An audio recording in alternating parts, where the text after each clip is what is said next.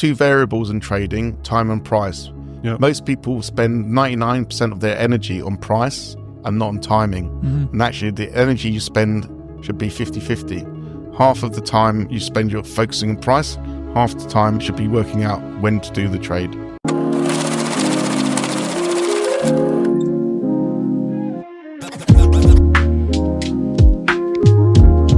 Welcome back, guys, to another episode of the Collectibles House Podcast. I'm Jordan, your host. I'm joined by my good pal, good friend, colleague, and a friend. How you doing, George? You okay? Esteemed colleagues. Good to see you. Yeah, I'm doing well, mate. How are you? Good. Yeah, not bad. I'm looking forward to the Christmas break. I think we both deserve a week or so off. But we've just finished with Tom Pelc, who we've known him for probably the best part of 6 months, probably. Not too long.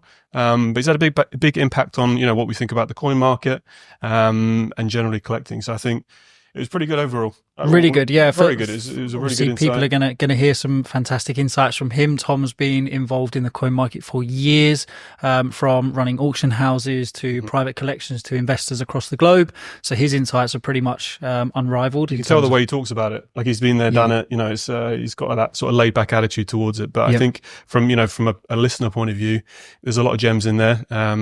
From collecting his comics, from coins, from his history of his family is one thing, which he touched on a bit. Yeah, you can tell it's quite a significant thing in his life. For sure. Yeah, it's really sort of shaped who he was, and I think it shows you're going to make mistakes along the way. But I think at the end of the day, as long as you're persistent, consistent, obviously what he's looking out for are very different things than what the average person probably thinks to look out for. The limited edition side of things. Yeah, exactly. Yeah, the experience he gave everybody in terms of, buying in the highest quality possible. Yeah. Really debunked some cool myths in terms of the gold industry specifically. Pretty much everyone will tell you that gold's the best hedge against inflation. So some really cool insights he gave in that and really gave people a good look into 2025 moving forward, where he sees the markets moving and what we've actually seen from some current trends at the moment. So really excited for people to hear some of the exciting and nitty gritty bits of the industry, because he's one of really few people that's had experience across pretty much all of the asset classes that we've obviously been dealing with, and still coming from someone with a finance background. So pretty cool. We enjoyed it. I think everybody else is going to really enjoy it as well. Yeah, definitely. Tune in and enjoy. Good to see you. Hi, good to see you guys. Good. So for those that don't know, obviously Tom, we've known Tom for quite a while. He's a collector. He comes from the financial world as well. So, we're delighted to have you on. You're a London boy as well? Yes, very much so. South London lad. Local guy. I don't know if you'll just tell the guys or the viewers just a little bit about you, just a bit of background. Sure. So basically, I grew up in South London in Brixton. Spent most of my young life in South London. Worked in the city for over 30 years in the financial district, running research for the largest banks in the world. Last 7 years, I've been in wealth management, working with high net worth individuals and family offices for investments. Mm-hmm. And that ties in very well with the collectible gold, because basically people that have money also like to diversify the interests into collectibles and other assets. So the two worlds marry up very nicely in my space. Amazing. Cool. And your sort of main day-to-day is coins, am I right? That's your sort of bread and butter? So my collecting passion stems from my very young years in coins. So from a very, very early age, it was coins. I used to save my bus fare rather than getting the bus to school at the age of 8 or 9 and walk to school, and with my money every Friday buy coins at the little local coin shop, which was halfway between my home and my primary school. And a very old couple was sort of very nice to me and used to give me little deals. So that was how it started. And then shortly after that passion, I got into comics because I worked in a sweet shop mopping floors, and obviously used to see comics on the shelf, and with my wages used to spend them on coins and comics. Nice. So it was just a natural progression. Okay. So started very, very young then, really, if you're talking. Very young. So when I go to comic conventions now and people say, "Oh, you're a bit old to collect comics," I said, "Look, I've been collecting comics for 50 years. I don't know what you're talking about." Yeah. Cool. And comics at the moment, because we've had a few good guests on, specifically for comics. It's one of those things. Is that something that you collect alongside the coins? Obviously, when you got money, did you sort of have a favorite at the time, comics or coins, or is just anything you could get your hands on at the time? They're all passions. So I collect other things, like I collect watches and I collect other things, posters, movie posters. So it's just, I guess you get that collecting bug. and you have a passion and an interest, and then they just take you in different directions. But also when you see you can actually make some money out of trading some of those things, because the more knowledge you have, the better you informed your purchases. And then that means you can actually fund your hobby by trading some of the things that you've bought and sold over the years. Yeah. So it's interesting. You'd very much call it a hobby with the collecting side of things. You've got work, and then that is, in essence, to fund your hobby rather than you want to make money and buy specific things. And I think if you do it as a living, if you deal in comics for a living or you deal in comic, then I think you blunt some of that enthusiasm because you just see everything for its monetary value rather than its aesthetic value or its historical value. So there's that distinction between collecting and trading and investing, but the ideal scenario is you collect and the things you collect actually appreciate in value. So you have the comfort of knowledge of knowing everything you spent your money on is actually worth more than what you paid for it if you buy wisely. So that's the nirvana of collecting, I guess. Okay. Everything you buy is actually worth more than what you paid for it. Sure. It's interesting hearing you say you start from a young age. Pretty much everyone else we've had on that said they've got their passion and hobby, it's all been to actually hide that from how much they're spending from partners and wives. But I think you've actually got, got the green light, which is good. If you started at a young enough age, you've actually got the excuse from the get-go, which is cool. Yeah, I mean, my wife has to put up with it, and that's pretty much how it is. Yeah, very cool. So, I mean, obviously, a lot of the viewers, they are collectors. Some are investors. Some are just, interested in hearing about what we've got to say. As far as the market at the moment, what's sort of taking up most of your time, or what do you think's sort of popular at the moment that people would sort of have a sort of semi-interest, whether they're a collector, whether they're an investor? I mean, the coin market has changed quite dramatically in the last few years, and there's been 2 or 3 reasons for that. One, the proliferation of the grading companies like NGC and PCGS, in the sense that they've both been taken over by large entities in the US corporation market. So that means that they've got more money invested in them, but it also means that they've been very aggressive in pushing the grading of coins, which has created a dual market between what we call raw coins that are ungraded, and then coins that are graded, so they come in plastic capsules. So, for example, that coin there, if you don't mind passing, if you just pass that to me, thank you. So this coin here is a penny. Now, at first glance, it just looks like a regular 1930s penny. But this is actually graded MS67 Plus. It's the highest graded circulated penny in the world. And there were probably 32 million of these coins minted in that year. So for those that don't know, that means that's the best quality condition penny, full stop, in the world. Wow. And there have been lots of pennies, millions and millions of circulated pennies. Yeah. This was put in a vault by Baldwin's, a very famous coin dealer, in 1934, which is with the year of this coin, and has not seen the light of day until recently. And then I purchased it from a private collector, and it is the highest graded coin. Wow. Now, in monetary terms, it's not mega money. It has a value. But in collectible terms, to me, it has a very big value because what it sums up is that modern circulated coins are very underrated. And so the arbitrage is buying high-grade modern coins or reasonably recent coins and then getting them graded with a high grade. And then you suddenly realize what's called the population port. The number of coins available at that grade is actually quite small, or in this case, there aren't any others. And that suddenly creates an inflated price for that asset. So you have this bifurcation of markets where a raw coin is worth one price and it could be in very high grade. But once it gets in a plastic holder from NGC or PCGS or another grading company, that changes the price bracket. And so the markets become much more transparent in a way, because the fact that you have these population reports means collectors and investors can then work out how many of each grade there are already in the market. It's the same with comics, where you get raw comics and graded comics, as we'll talk about later.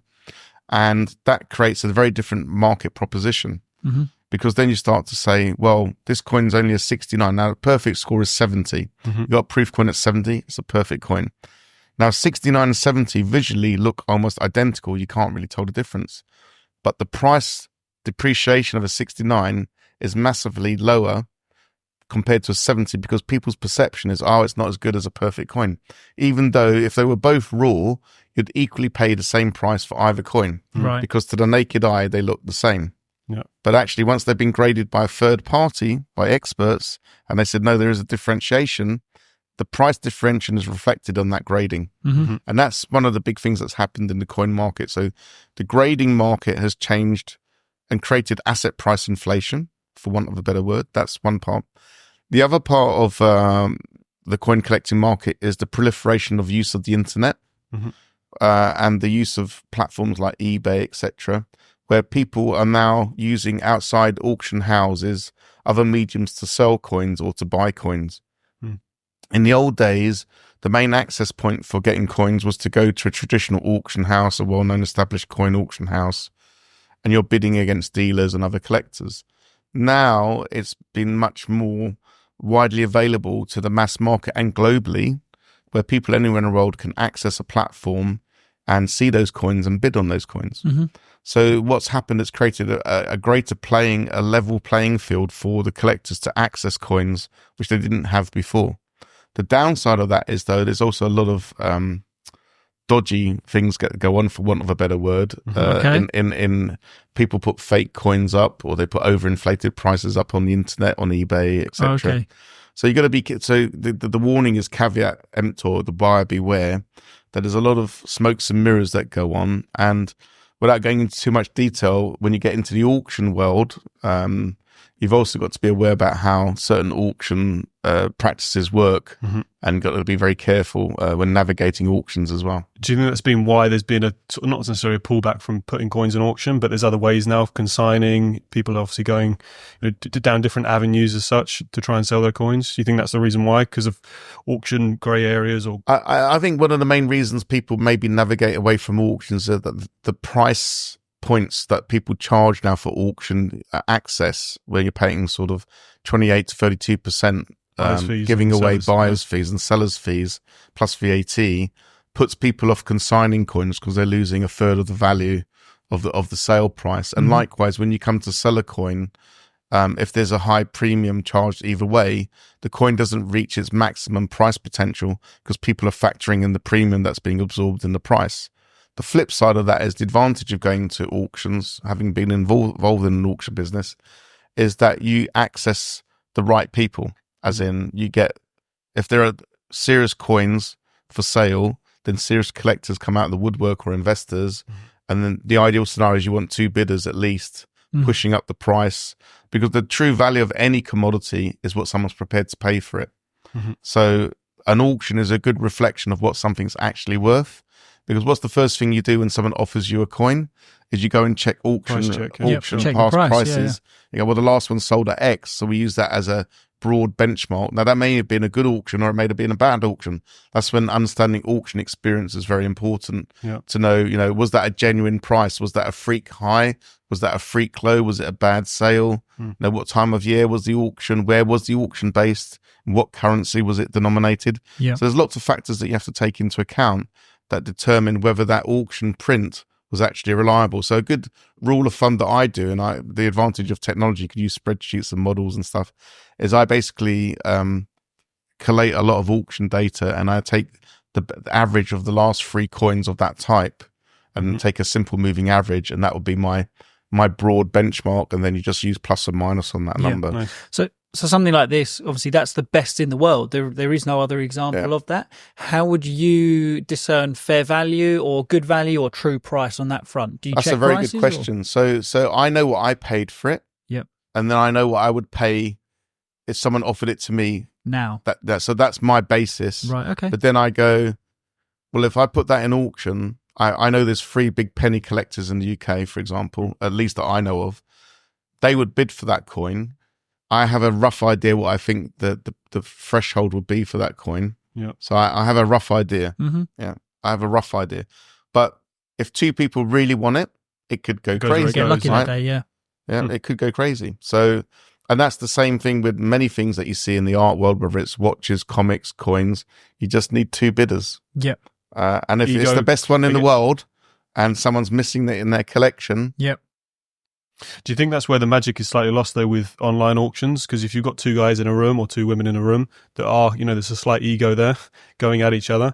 Do you think we've lost that a little bit because of the fact it's mostly done online now? I agree. I think I used to really enjoy going to live auctions and sitting in rooms. There was a buzz. I've been to a few, and it's a very different feel when you're sticking your hand up and you've got an auctioneer that's an auctioneer that's a very good salesperson that can generate, that additional bidding. Makes a massive difference, yeah.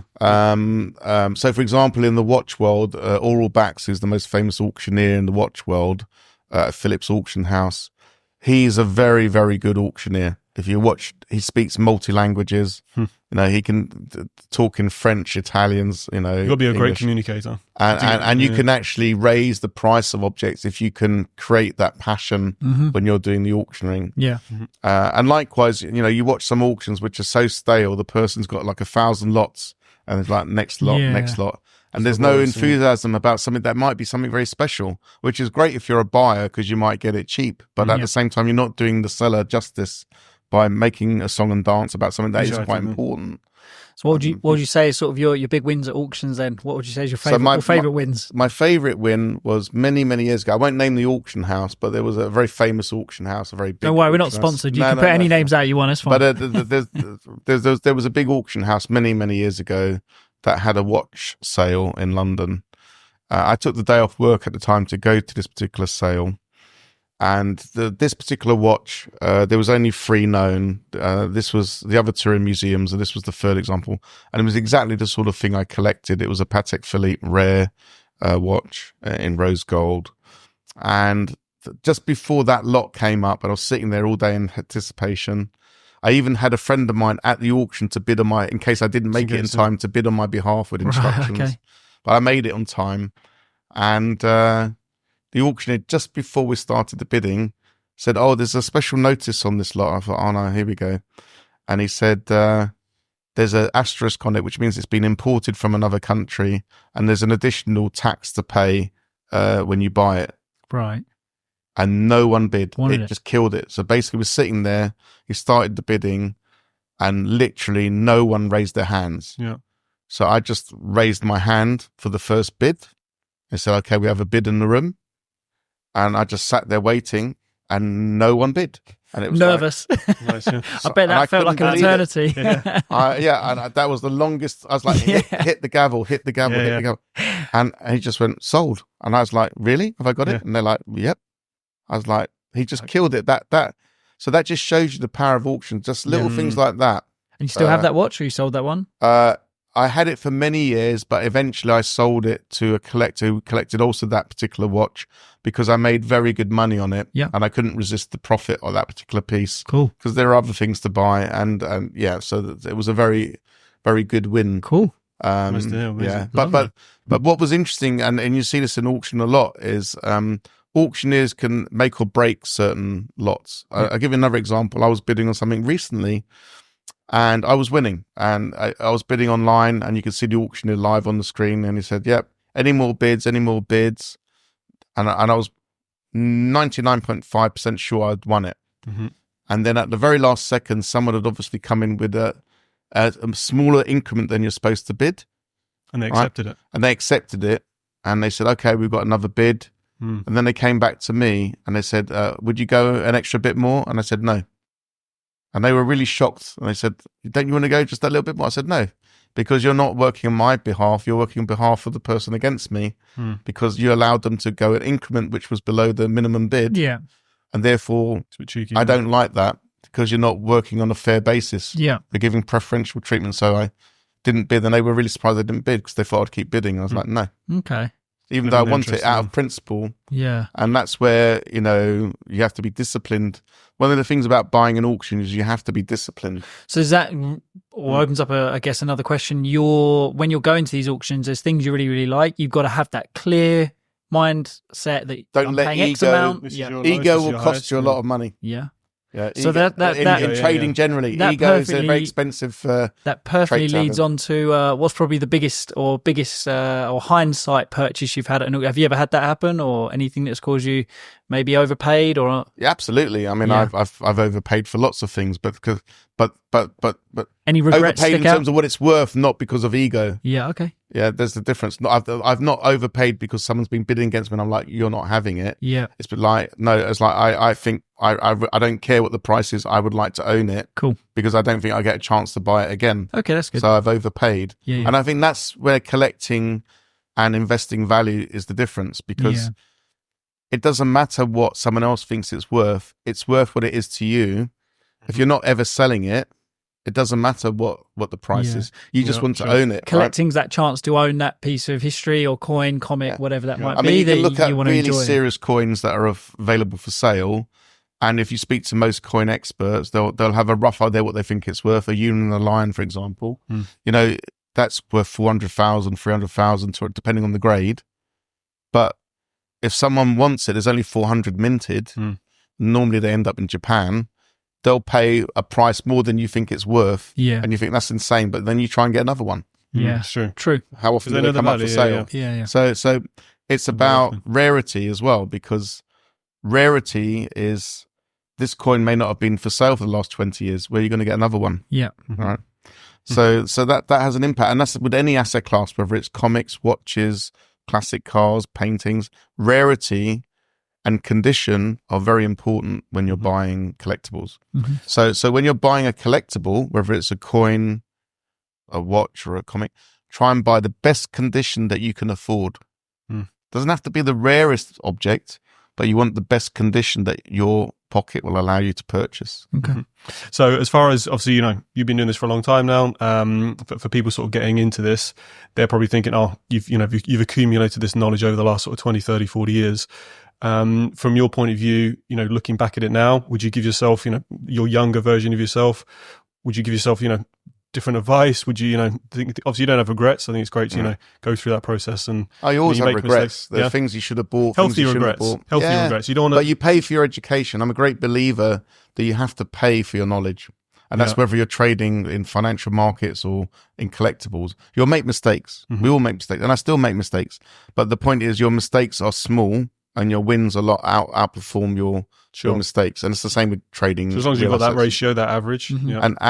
But the thing is, the older you get and the more knowledge you get, the less you buy, because you become much more discerning. When you're younger and you're buying, you just buy things that you like. The excitement takes over a bit. The passion. But then over time, that passion becomes much more refined and you become much more picky, I guess is the word, on what you want to buy. And also there's a difference between what someone tells you and then what you know. So knowledge is key.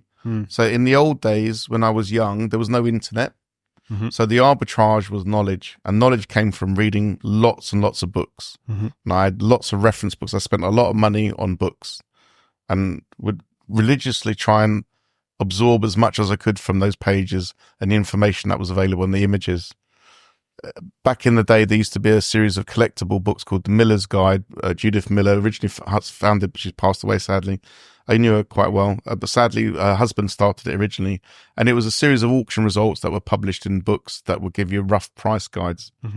That was one reference point. But then there was very specific books that used to come mainly from America, which gave you very good price guides for watches and for coins. Kraus was a very famous book on coins, for example, like a telephone book. Every year used to come out with images and all the mintage numbers, and it was a very good guide. It was my Bible. Heck of a lot of work. It was my Bible to sort of understand prices. And I still have original Kraus books from the 70s, which I use as reference points for certain things. So books are never wasted. Money on books is never wasted. Money on knowledge is never wasted. It can actually make you money. So the arbitrage in those days was you would absorb the knowledge, you'd go to an auction, you'd go to a market or trade fair, and you'd buy. Now, the difference is you go to an auction or people list things online, they can do a search and they can get a lot of information. But it's not necessarily good information, but a lot. There's a lot of information, but the difference is there's a difference between information and the eye and actually physically handling something. So when you have it in your hand and you look at it, there's a very different experience to what you see from an image on a photo. If you're buying a coin for a large sum of money, 50,000, 100,000 pounds, are you going to buy it for an image and have the confidence to do that? or are you going to want to see it in the flesh? And you also have that different emotional connection when you've got it in your hand. So there's something very different about the visceral feeling of an object to actually seeing it just on an image. I guess it's a double-edged sword, isn't it? Because once you've got it physically in your hand and you love it, even if it's not necessarily a sound investment, as long as you're purchasing it for the right reason, like you said, it's interesting one, because I always feel like, when you're on, you're on. I mean, how different would it feel? You got a Alexander the Great drachma in your hand. Yeah. How 500 BC? But then does the passion overtake the logic of the logical investment? Does the passion then take over? I mean, it's finding the balance. It's the balance. You know roughly what you should pay for the item if you've got the experience of collecting. Yeah, and then you just decide when you see it in the flesh. Yeah, actually. I'll have it. So it sounds, obviously, experience is so important. It's paramount in pretty much any walk of life or any step you're taking in terms of investing or collecting. You mentioned you've got obviously a few young kids or a few kids getting involved in the collecting and investing world. What would you say would be maybe one or two real key pointers that you would give to your kids moving into it, just that we can share with everybody? The same with any contract is learn from my mistakes. Don't make your own. Right. Nice. So learn. They must from me. You don't think you've been really successful with everything you've done. So my I tried to say to them, don't do that, do this. I said, why? I said, because I've tried it doesn't work. So when it comes to collecting, simple rule is condition is everything. Okay. So buy the best condition you can afford, because if you need to sell it, the liquidity is basically based on the condition. Because if it's a poor condition item, unless it's extremely rare, the chance of the resale value is going to be quite low. If you have something in good condition, it's very desirable to collectors. Chances of liquidity, the ability to sell it, will be reasonably good. So condition is key. Condition is key. Rarity is key. But condition. So, for example, I have this wristwatch here. Now, this is a Jaeger LeCoultre Memovox. It's a very standard alarm watch. This watch is from 1950. The patent for this came out just a year or so earlier. Now, you can find an example like this on the internet for maybe £1,500, let's say, an average one. But this is mint condition, all original dial, original buttons for the alarm. It's like, you're not going to find a better example, and it's the first year of production. So in my view, this watch is worth about £2,500, £3,000 because of the condition. So there's a difference. You go online, you go, I can find one cheaper. I can get it half the price. Yeah, but the buttons aren't original. The dial's scratched. Yeah. The case has been polished. So to the average person, they can't see a difference. They just see two images on the computer. But where you're going to make the most money is the difference is when you got it in your hand, I can see the case is not polished. The dial is not scratched. The dial is original. Would you take something like that apart as well?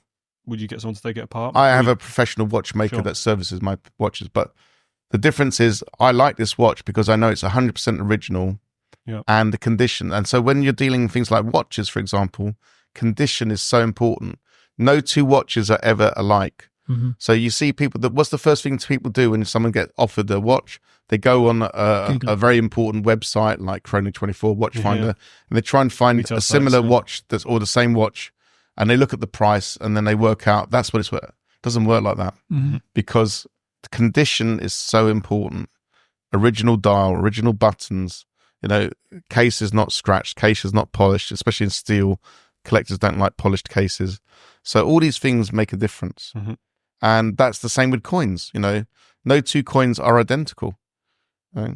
So you need to see it in the flesh. Yeah. That's why when you're buying coins in auction and you're relying on the cataloger's information, there's so much poor cataloging that goes on, or clever cataloging. There's also both ways of doing it.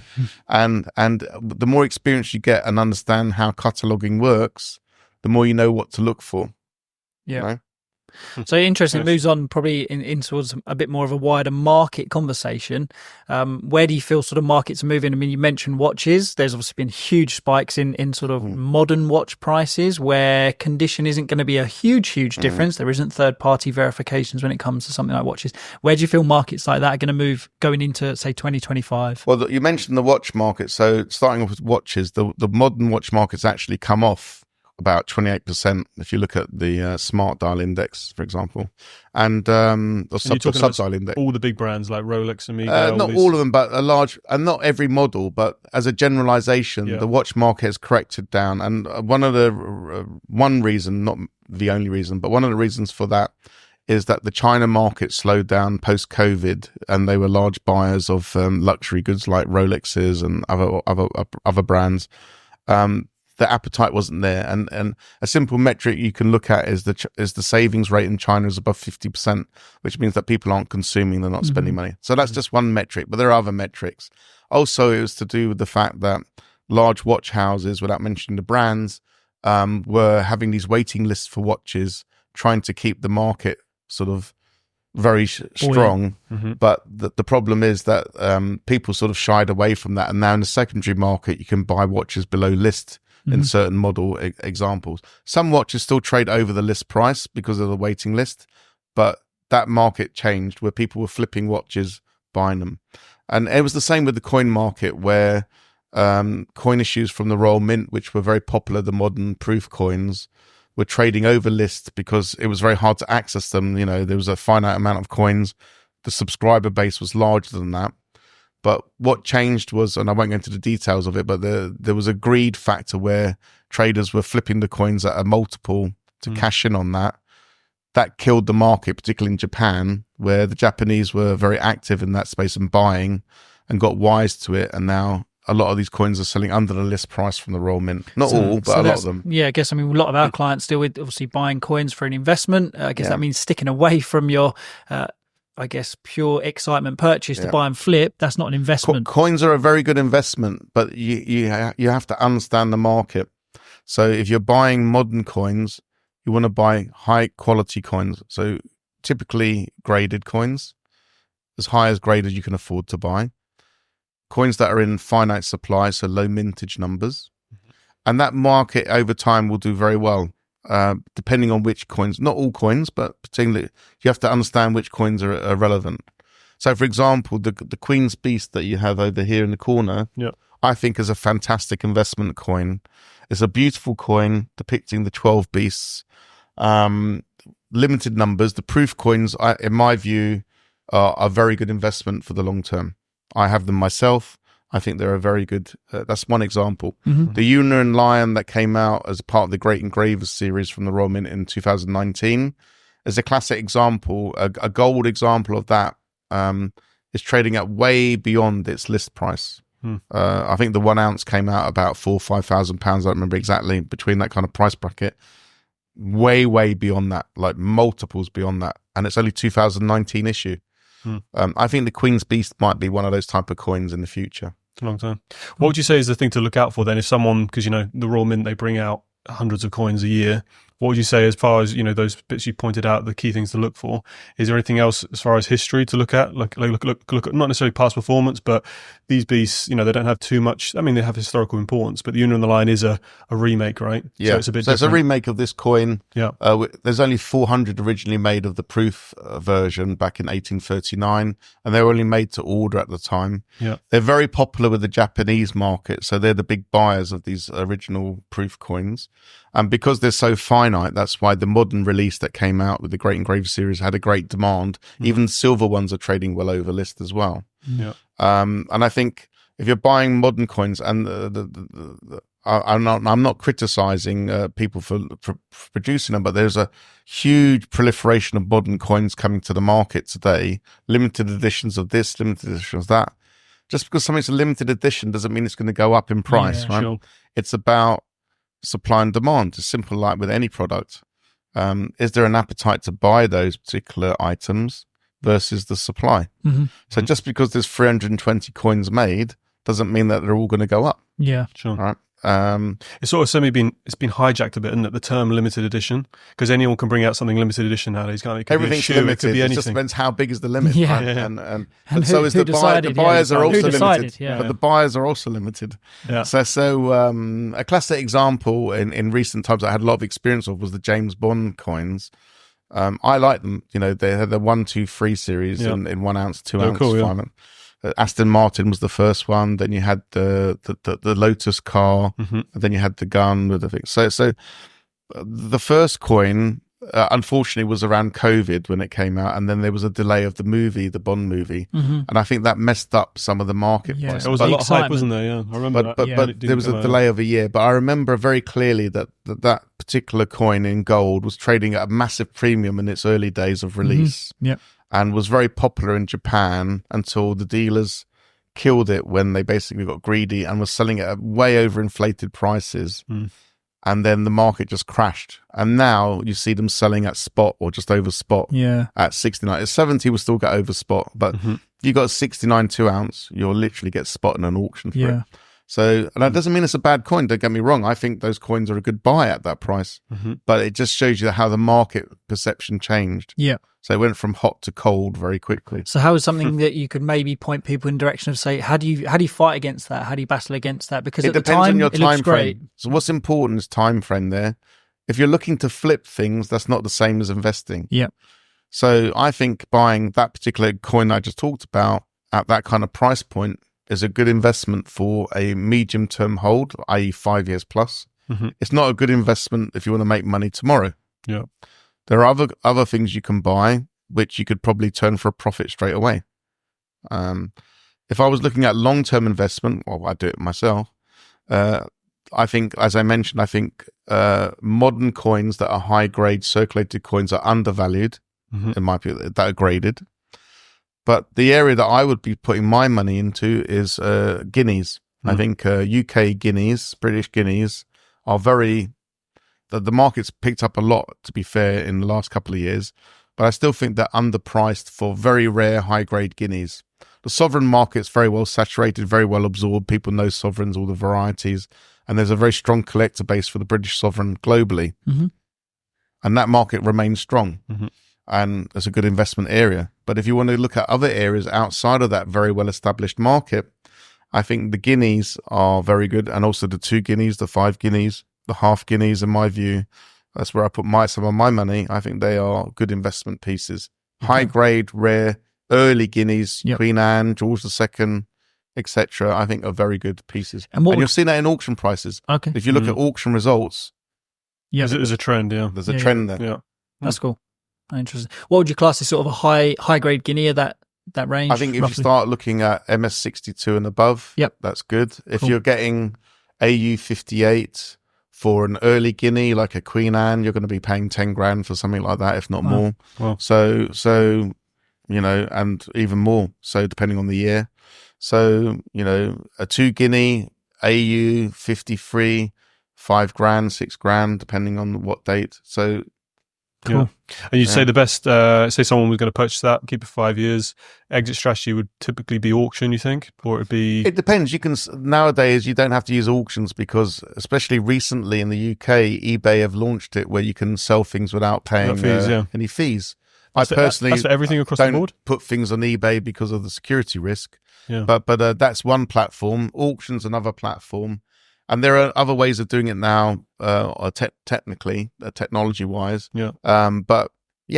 Auction. If you want to have 2 bidders fighting for it, that's the place. Place to go. But then choose your auction house wisely. Do your due diligence, because auction houses in the UK versus the US versus Europe have different peculiarities to each one, and then each auction house also has its, let's say, peculiarities that you need to understand the nuances with. So there is you need to do a bit of different demands and different inner workings. You need to understand the game. You have to understand how it works, which is always tough. That's obviously what you've got to work through. Wanted to touch on a bit more, just touch on a little bit about your past. Not your past, you've got a great past, but your when you were younger, these bits that you brought in, the Captain America, Britain stuff. You've obviously told us a bit about it off camera.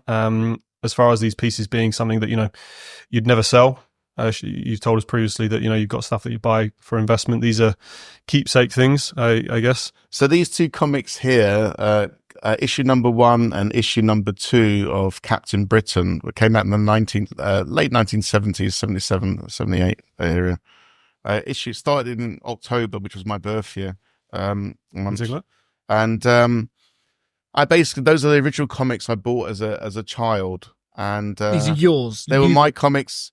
And one's graded 9.8, the other one's graded 9.6. For anyone that knows about collecting comics, 9.8 is as practically as good as it gets. So basically, I kept those locked away, and they got a very good grade. And they've still got their original gifts in there, the boomerang and the mask, which are also graded. And they have a value now. I mean, they're worth probably £600-700 each or something. They don't come up because we saw a few in auction, but they don't come up often. I've barely seen any. I think they're very underrated because it's the main first British superhero. So most of the comics came from America. You have Captain America, and you have Thor, and Spider-Man, all the famous characters, Daredevil, Hulk, etc. Fantastic Four. But this was a British superhero. And you got a film coming out of Captain Britain soon, right? I don't know. There's been talks about it. They announced one, though? In one of the Marvel films, there was a background discussion about him behind a screen in one of the movies with Captain America. Okay. Which was alluding to him maybe coming. Yeah. Okay. But basically, the story with those comics is, I had a choice on my birthday, what I wanted for my birthday, and I asked my father for a 1-year subscription with our local newsagent to have the Captain Britain comics. Yeah. So the way it worked was to get access to the comics, your local sweet shop would put an order in and they would get it delivered to the shop, and you had to go and get it from the shop and buy it there. Mm-hmm. And the reason being the shops did it was because they got the chance that you might buy sweets and things when you picked up your comics.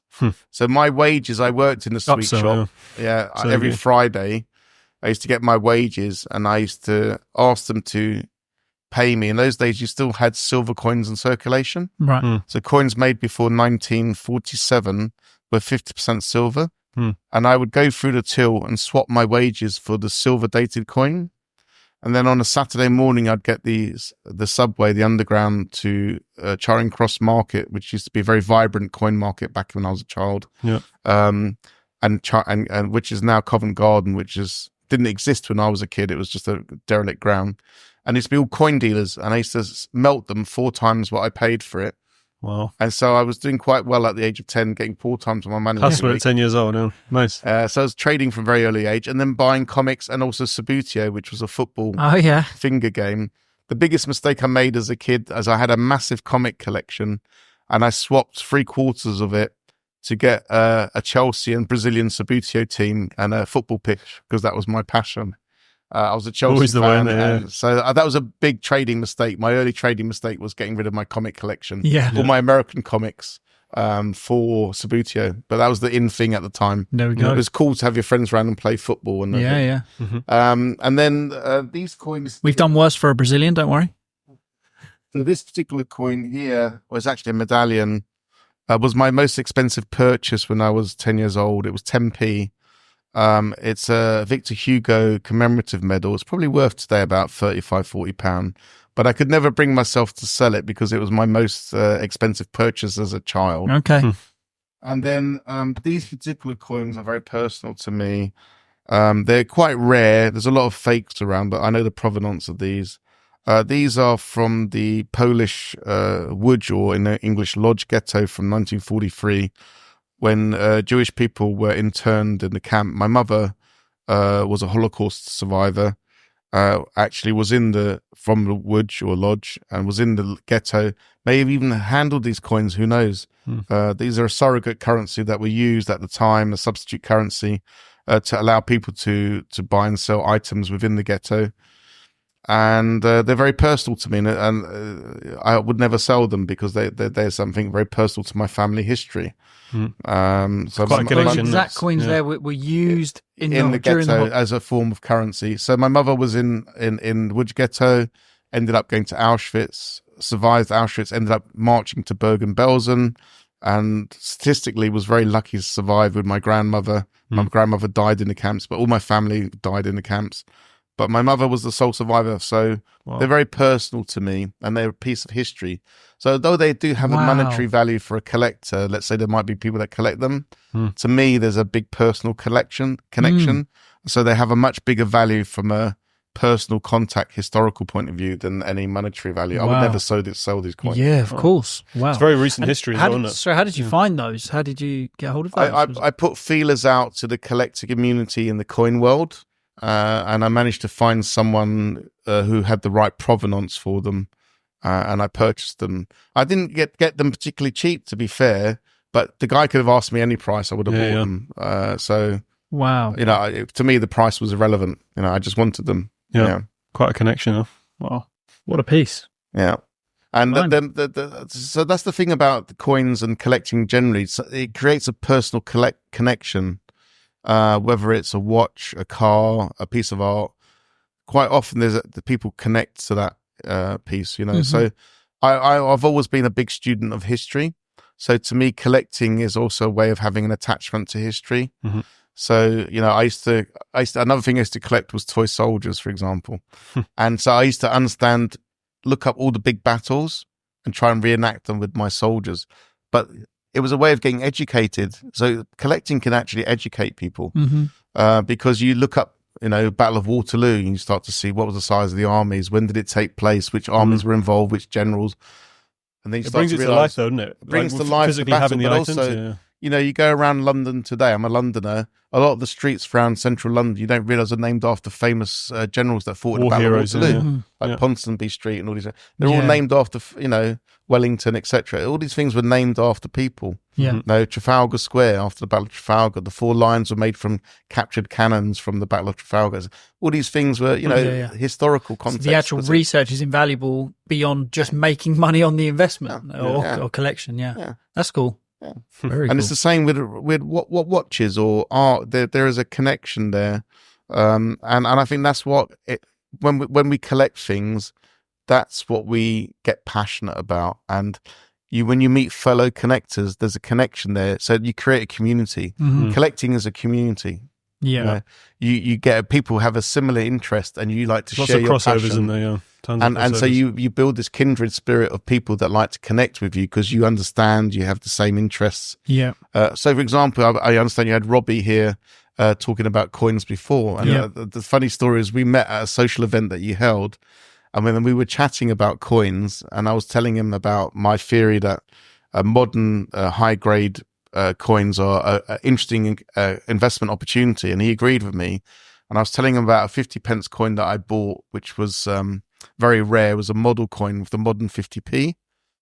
And he was laughing and said, "Oh, I've got the other one." I said, "What do you mean?" He said, "Yeah, there's only 2 in existence." So he says, "I know where the other one is now." He says, "I've got one. He's got one." That, huh? Yeah. So what's the chance of that? So we both had the same idea. Yeah.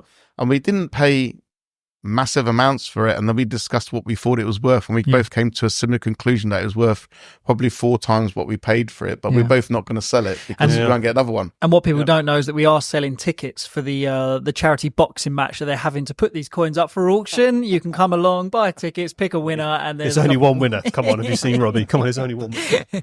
No, but it's so true how we completely unintentionally, you guys end up in the same room and all of a sudden just drawn to each other over the common passion, the common excitement. You can understand someone else that's actually taken the time to appreciate, do the research and fully understand, I guess, a hobby or passion. And likewise, he has with you. And, you guys could then spend hours, back and forth. And also when you come to sell things, you have to have the mindset of what would a collector be looking for. So then, because we both start buy and sell coins and other assets, or I do other assets, you start to understand what would appeal to a collector investor.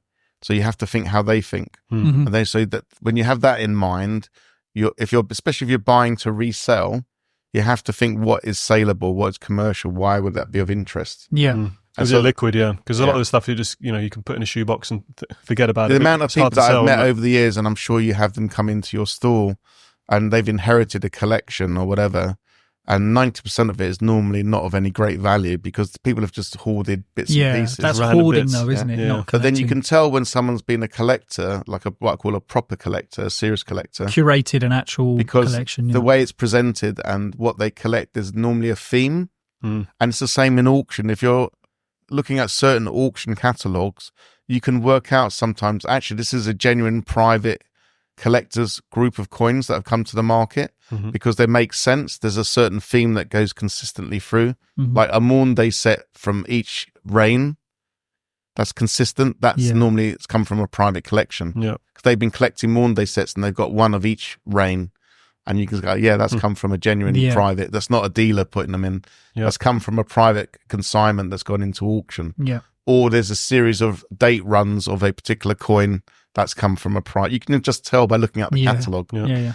And that makes it exciting because that means it's not been in the market for a long time. It's been sat in someone's cabinet or locked away, and that's now coming to the market with fresh opportunities, as opposed to certain coins that you recognise. You go, I've seen that in an auction last year in the States, or I've seen that in Japan, or I've seen that in Germany. It's cropping up. It shows, shows it's not great.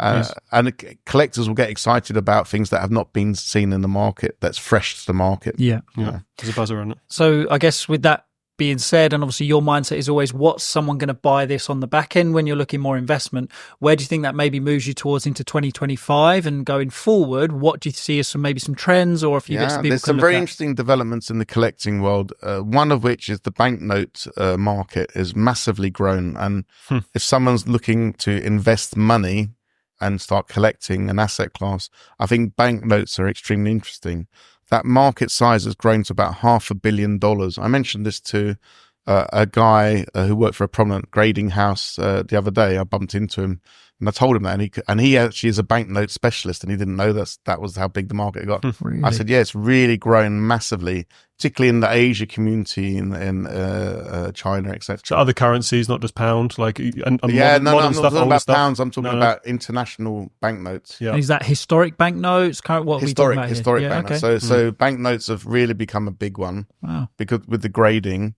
But I also think if you're talking about coins, as I mentioned, guineas are an interesting area, but also I think generally old historic British coins. I mean, obviously the American market's the dominant market, so American coins, but it's a very well saturated, absorbed market. But if you're looking at about trends for the future, I think guineas, half guineas, 2 guineas, 5 guineas are a good area.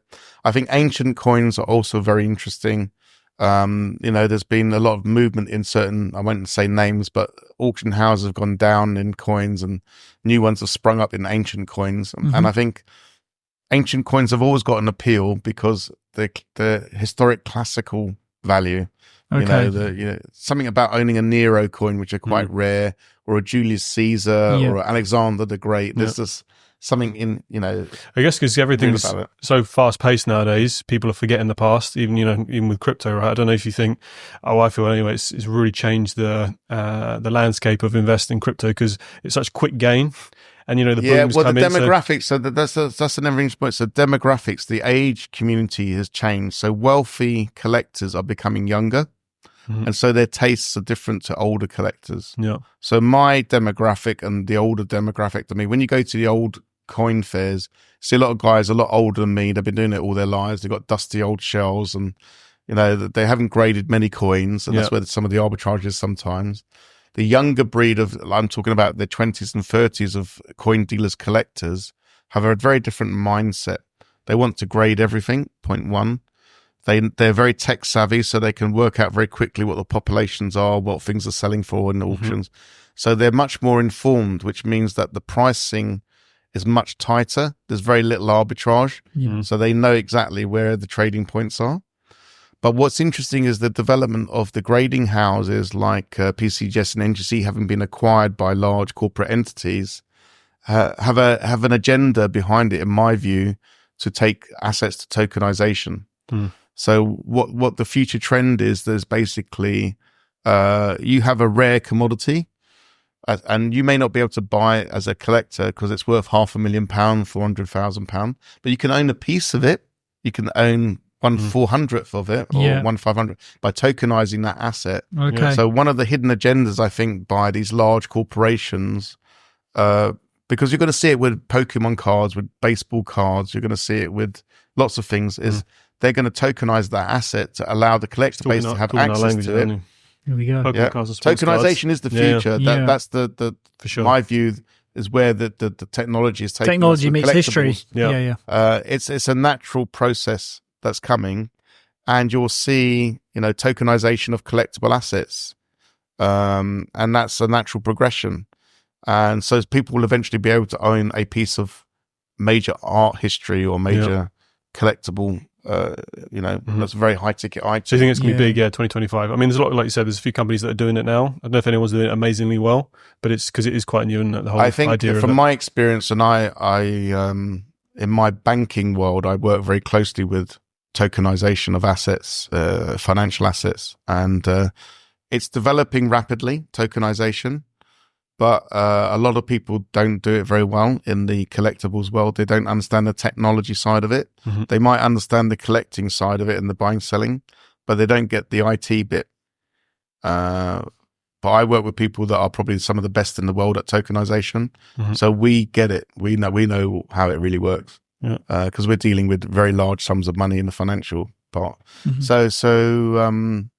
Yeah, my experience is we're at a nascent stage of the whole tokenization of collectibles. Mm-hmm. So people are going to make mistakes, and but as time goes on, that market's going to get much more sophisticated and much more developed, and much more widely available. Mm-hmm. Very cool. Do you think? Again, a lot of people have different opinions, but do you think Trump's good for the collectors market? Trump getting in with the next sort of 4 years, and here we go, baby. What's that? Here we go, baby. Here we go. Well, to be honest, I never really even gave it any thought about who was the next president in terms of impacting the collectibles market.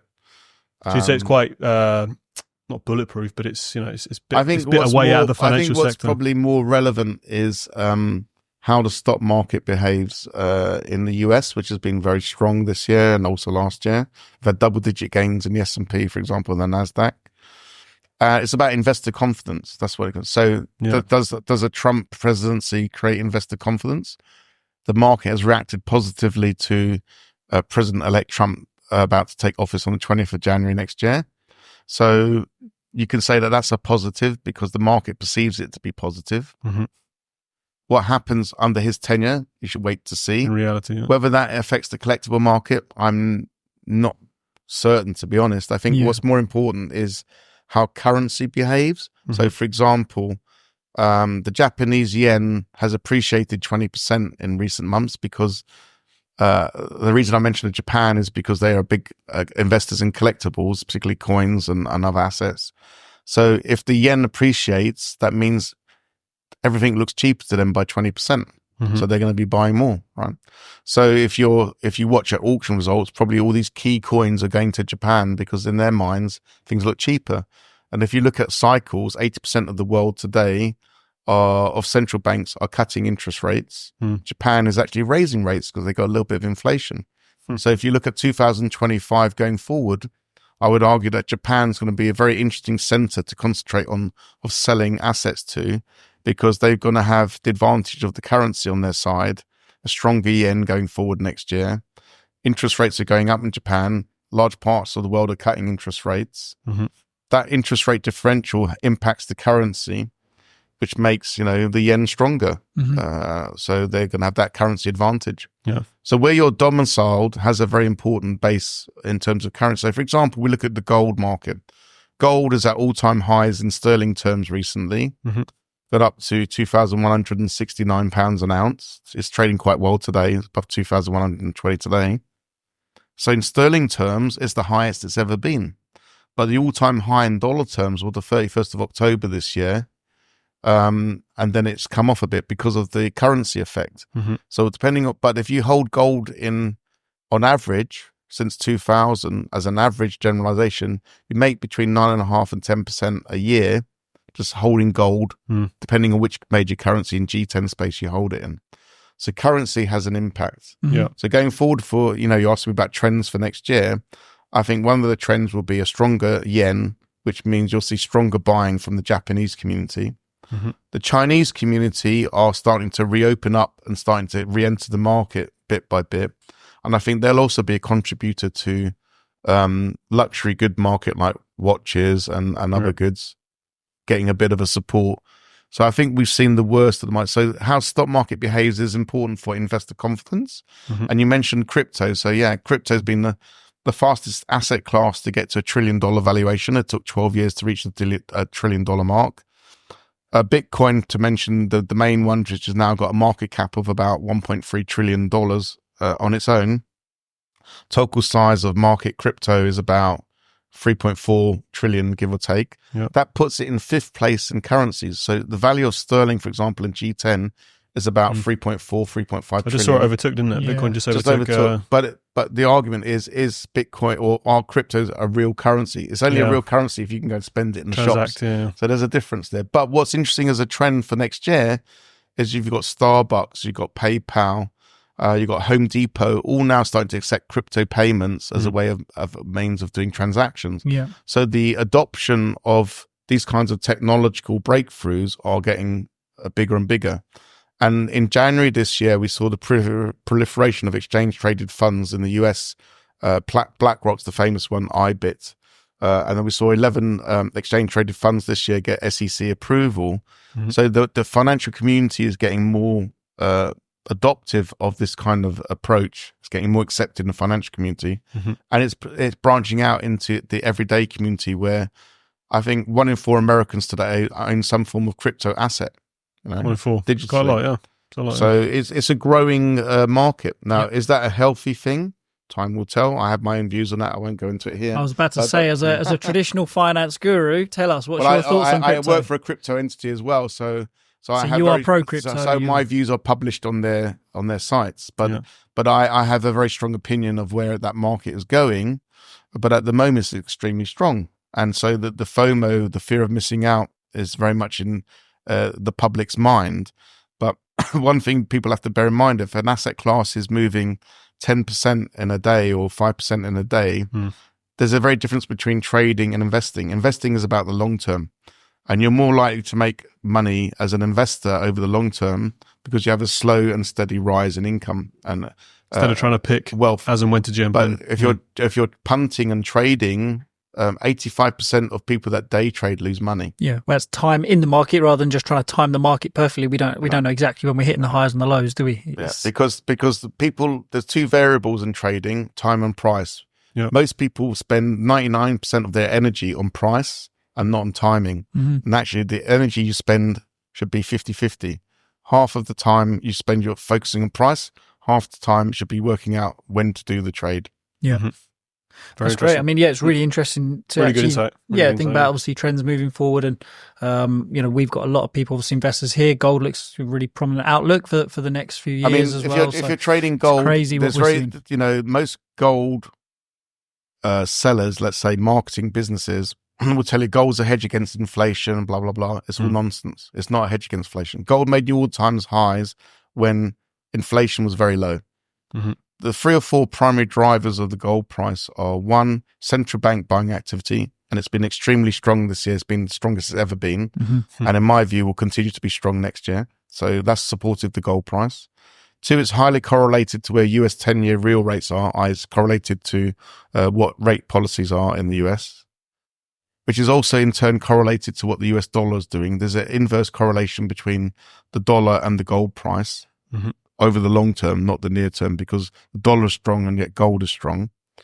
And then the 4th layer is geopolitical safe haven status. In times of uncertainty, people fly to gold, particularly if people are worried about the financial system. So at the moment, I think in my view, people are a little bit insecure about the financial system generally, and that's why they're buying gold. They're thinking they'd rather have a real physical asset than have it in electronic means, something physical, tangible. And there's another layer. If you're in the UK, owning gold coins are tax exempt and actual capital gains tax exempt because they're legal tender, and you have a tax advantage there as well. It's a massive benefit. A lot of people don't know that. I mean, we get a lot of people that come in, specifically asking for bars. And it's just our day-to-day conversation with people just saying, have you considered coins? They say no. We ask why. They don't know enough about it. They don't know the tax implications at all. They haven't really thought it through. They've just seen it on the news, or they've just seen a friend buying bars and they think it's the most economical way. But it tends to be pretty much the same premium for bullion stuff. Yeah, I mean, if I had a choice between coins and bars, I'd always go coins. But I can understand there's certain reasons why people want bars, because they're less easy to counterfeit, especially if they're sealed and got certificates. They've got the serial numbers. So there is a reason for that. Also, visually, they might prefer it, etc. But I think coins are a safer way of doing the gold investment. Yeah, makes sense. Very cool. Cool. Amazing. No, wicked. Really good. Thanks so much, Tom. That's been really, really enjoyable. I think very cool. We always enjoy listening to what you have to say, and you're around it quite a bit, which is good for us. So we maybe next time we'll challenge you to another table tennis game again. We won't touch on that this time. No. I thought we had to. Yeah, we have to give him his due. It was a while ago now, but we got one win, didn't we, against you? That was. We'll go again, maybe over Christmas. Never judge a book by its cover. Yeah, one of the things you learn in life. People, what guys that people watching and listening don't know is that Tom is pretty nifty around a table tennis table. We didn't quite know what we were in for. Take Robbie easily. You didn't know what we were in for there. But it was great listening to your insights. It's fantastic. Obviously, your ideas and the ideas behind collecting, investing, some of the differences there. That's really cool. And I guess we'll probably just leave people with the fact that by the sounds of it, we've never seen Tom Pelc or Satoshi in the same room. We'll leave it on that. No comment. Fantastic. Thanks, guys. That was really good. Really enjoyable. Like and subscribe. Obviously, we're going to have an amazing couple of guests over the sort of Christmas break. We will be off for about a week, but then we've got some really good guests for the new year lined up as well. And we need to have a break as well ourselves, don't we? Yeah, for sure. A couple of weeks off. Amazing. But like and subscribe, and we'll see you next time.